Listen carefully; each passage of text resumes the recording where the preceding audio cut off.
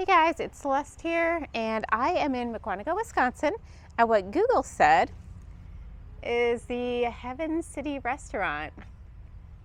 However, upon going inside, I realized that it has been closed for about 5 years, and they now run estate sales out here. So that's cool. I was looking for something to eat, but anyway, what's interesting about this place is it is reported to be haunted. The origins of the haunting say that it is haunted because the site was a Native American burial ground where this restaurant was built, and that there were sightings of apparitions at times, and that things would randomly fall off and break, like glasses would fall off counters and break when there was nobody around. So I talked to the person that's been here for a few years running things. She says she's never encountered anything, but that doesn't mean there's not something here. I just thought it was a fun place to stop by. Now, if you look here, there is a sign here for Heaven City. So the land was a favorite place for the Native Americans. The first white settler owner, Gaius Munger, noted for maple syrup production. Other owners, Abraham Perkins, sheep raiser, Wisconsin Central RR promoter, let's see, blah, blah, blah, blah, blah, all these people, pony raiser, tobaccoist, built a large Spanish-style home, and there was a gambler. And in 1932, Chicago street preacher A.J. Moore purchased the site for Commune prototype Heaven City. So the Commune failed, and the buildings were added in early 1940s to convert it to a commercial hotel and resort. There were lavish accommodations, and meals attracted underworld types for getaway weekends. After many business problems, there have been a series of owners, and this was last revised in 1999, this sign. So that's a little bit of info about Heaven City. I'm interested in this commune, which makes sense on the name now. Hello, how is everyone tonight? I've had a super long day, but I'm here and I'm excited to be here. And I'm really excited about the story I get to tell tonight. So, I recently took a trip to Mukwonago, Wisconsin, and in doing so, I found out about a supposedly haunted restaurant called Heaven City that was reported to be haunted by the spirits as a result of being established on the grounds of an old Native American burial site, which is a very common trope in movies. So I was interested. I was really excited to check it out. So imagine my disappointment when I learned that the restaurant had actually been closed for a few years and Google was a filthy liar. They said it was open. My relationship with Google may never recover.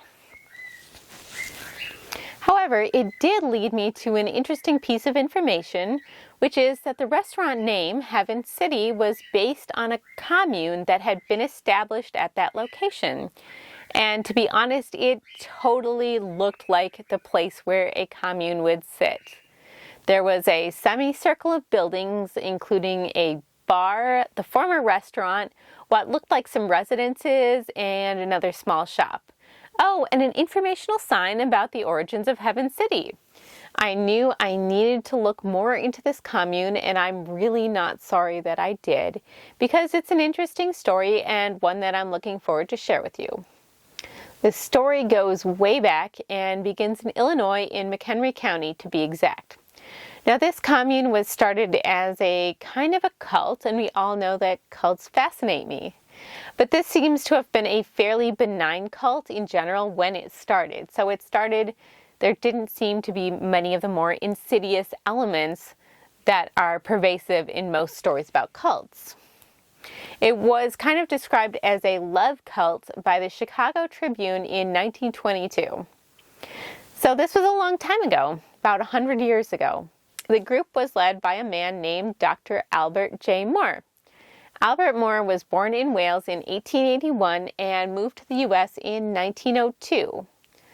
He first lived in Ohio, but later moved to New York State and opened a practice as a healer and a member of the Christian Science faith. So it doesn't seem like he actually had any specific medical training, but he considered himself a Christian science healer. He gave himself the title of doctor through this practice, although I couldn't find any evidence that he had any kind of medical degree at all. At some point, Albert got married, and during the 1910s, he moved with his wife, Edith, and their 2 young sons to a place called River Forest in Illinois. River Forest is a village that is adjacent to Chicago, and it was here, in Chicago, that Moore opened up what he called the Life Institute Temple on East Ontario Street.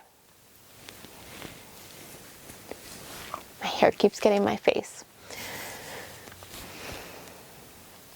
Through this temple, Moore told the people who attended that he could heal people from their physical ailments through a combination of prayer and positive living. He was apparently not a very humble man, as some accounts say that he would, on occasion, boast about how there were some cases in which he could raise the dead just using his prayers. These claims seem to be a bit suspicious to me, and in fact Moore was accused of preying on older widowed women and was actually convicted of fraud in 1922. However, he appealed this conviction and it was eventually overturned.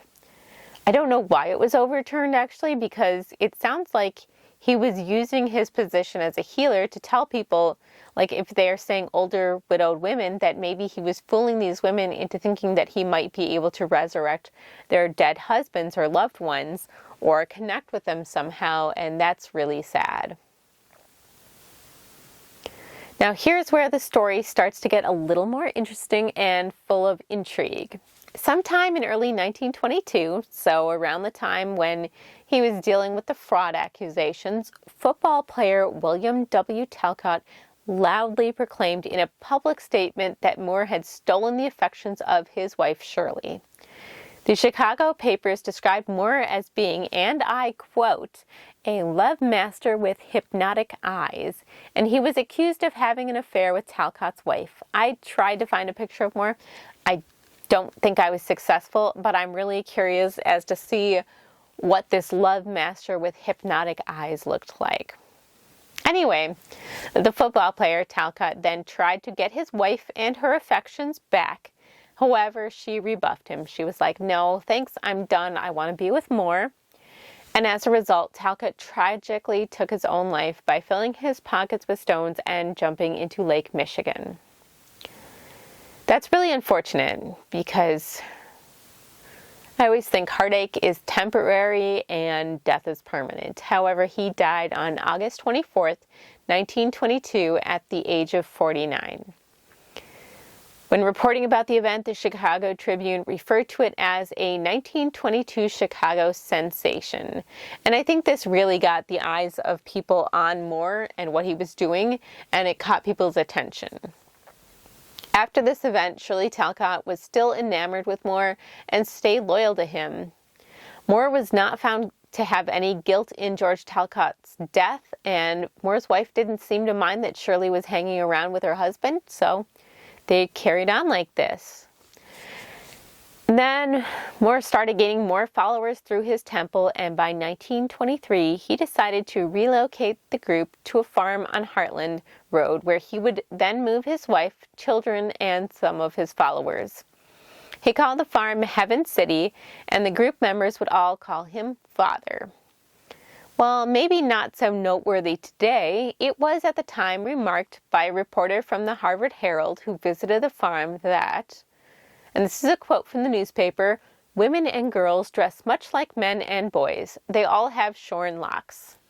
So apparently all the women and girls had short hair, which, you know, personal choice to me and not very noteworthy today, but I think back then, maybe, in that era, women often had very short hair, so I'm not sure why this was so noteworthy. Maybe it was the style in which they wore it. Maybe it was the fact that all of them did, or their manner of dress along with that, but something to the newspaper seemed noteworthy about it.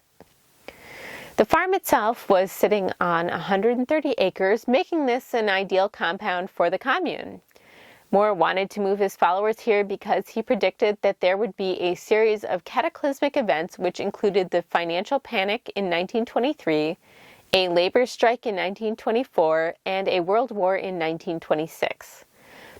Moore really laid down the law in this compound, enforcing really strict codes of behavior and dress. Some of these rules included a ban on owning private property, which is really standard stuff as far as cults are concerned.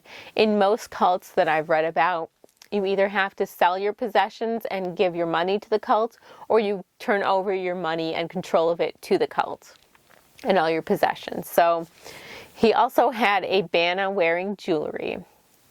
However, one thing that was not regulated at all was intimate adult relations.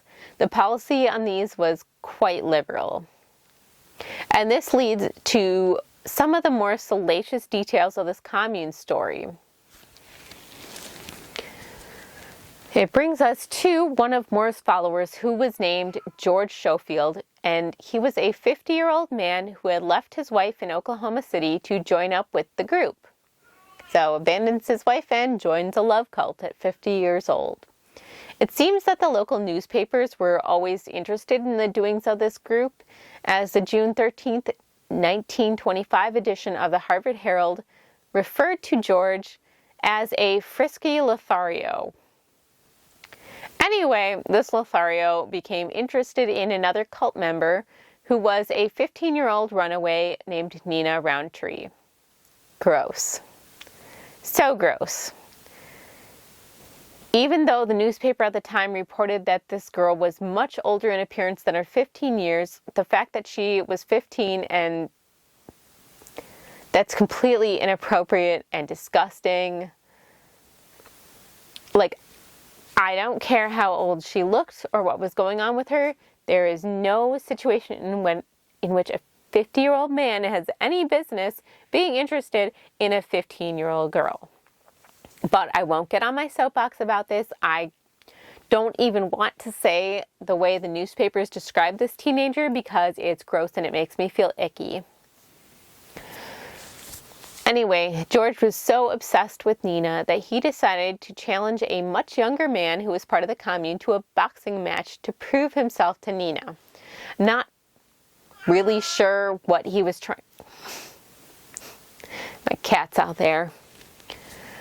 Anyway, I don't know what he was really trying to prove with this, like what good he thought it would do, but he decided the best way to win her affections or prove himself to her was to box another member. However, it didn't really turn out the way that George wanted to, and in the end, he lost. Badly. In fact, he lost so badly that Nina jumped into the ring herself and taunted him, saying that even she could beat him in a boxing match. So what I gather from this, and this is just my personal speculation, I gather that she really had no interest in George and that she never really entertained him or had interest in him at all. Because, you know, suddenly she's in there, she's watching the boxing match, but she's the first one to jump in. And instead of being there for him when he loses, she's making fun of him, she's taunting him, she's kind of having fun with the idea that he would try to do this and then it would turn out so badly for him. So while she's jumping around, taunting him, she's dancing around George. He was chasing her around the boxing ring when suddenly he fell to the floor and died.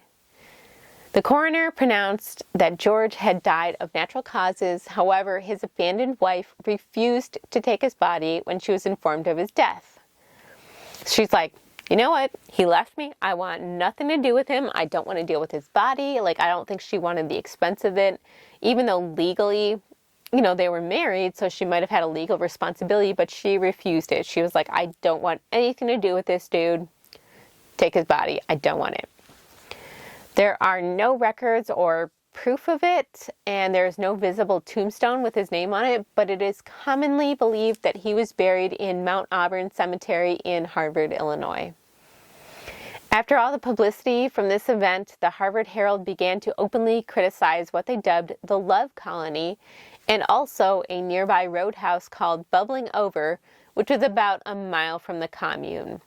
And this was frequented by members of the commune to the point where they became associated with each other. Now, the Roadhouse openly sold alcohol at the time of Prohibition and was also home to what was called by the newspaper, again, this newspaper really likes to write about this stuff, newspaper called them loose women from Elgin, and Elgin is another town in Illinois. They were thought to be representative of the low level of morality that was found in the county. However, Heaven City at the Farm continued to function in the area, and in the 1930s, the federal census listed that there were 27 people who were living at what was termed the Heaven City School. This number included Shirley Talcott and her children, so Shirley was still with Moore after all this time. We don't know what prompted the move. However, the entire colony left McHenry County in 1934 and moved to Mukwonago, Wisconsin, where I got to visit the site. Moore bought over 400 acres and moved the entire group of his disciples to this location. The cult members took what had been a resort area and turned it into a building that had 16 motel rooms and 11 apartments. Moore decided that he wanted to find a way around paying taxes, so he had the idea to open up a Montessori-style school for his children and the children of his disciples. Moore's wife Edith and Shirley Talcott were there with him, along with 17 other people during this move. Some of the people who were there, besides Moore, Edith, and Shirley, were some unmarried twin sisters named Grace and Maud Spangler, who were 57 at the time. Shirley herself was also 57 when the tribe moved to Mukwonago. There were also 2 teenagers in the 1940 federal census who were listed as students, but that's all the information that I could find about the people who were living in Heaven City at the time in Mukwonago. To end the saga of the Heaven City Commune, Albert Moore died at the compound on May 11th of 1963, and Edith Moore died at the compound sometime around July of 1964.